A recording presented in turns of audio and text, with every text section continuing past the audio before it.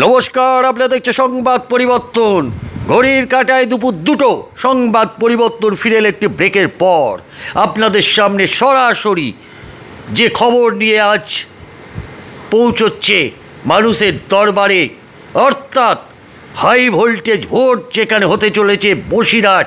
সারা দেশের নজর যেখানে, সারা দেশের নজর আগামী ভোট হতে চলেছে হাই ভোল্টেজ ভোট, সেই বসিরহাট লোকসভা কেন্দ্রের দিকে তাকিয়ে রয়েছে সারা দেশের মানুষ। দেখা যাচ্ছে তৃণমূল কংগ্রেস প্রার্থী অর্থাৎ হাজী নুরুল ইসলাম, মাননীয় মুখ্যমন্ত্রী মমতা বন্দ্যোপাধ্যায়ের আশীর্বাদ ধন্য প্রার্থী হাজী নুরুল ইসলাম 43 ডিগ্রি তাপমাত্রাকে উপেক্ষা করে যেভাবে মানুষের কাছে পৌঁছে যাচ্ছেন এবং মিছিলে অংশগ্রহণ করেছিলেন বসিরহাটে আইএনটিটিইউসির পক্ষ থেকে যে মিছিলের আয়োজন করা হয়েছিল, এই 43 ডিগ্রি তাপমাত্রায় হাজী নুরুল ইসলাম প্রচারের কোনো খামতি রাখলেন না। প্রায় 4 থেকে 5 কিলোমিটার উনি হেঁটে গেলেন। মানুষের ঢল, জনতার ঢল, সেই চিত্র দেখতেই পাচ্ছেন। যেভাবে হাজী নুরুল ইসলাম সর্বদা মানুষের কাছে পৌঁছে যান এবং যাচ্ছেন, বিরোধীদের চক্রান্তকে নস্যাৎ করে দিয়ে হাজী নুরুল ইসলাম মানুষের দরবারে পৌঁছে যাচ্ছে।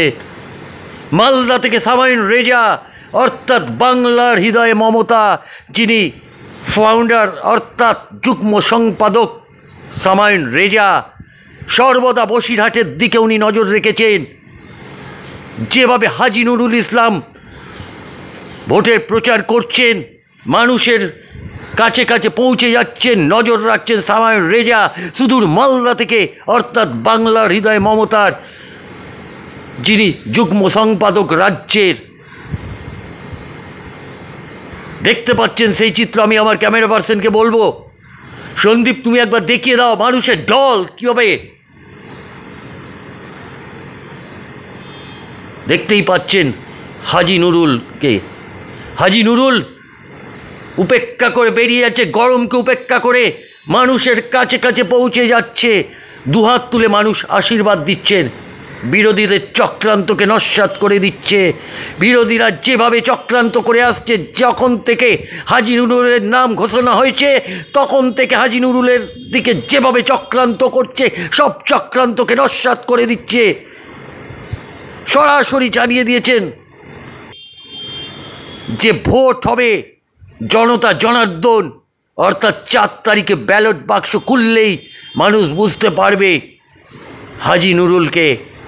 হাজী নুরুল মানুষের পাশে থাকে, মানুষের পাশে থেকে সর্বদা কাজ করে চলে।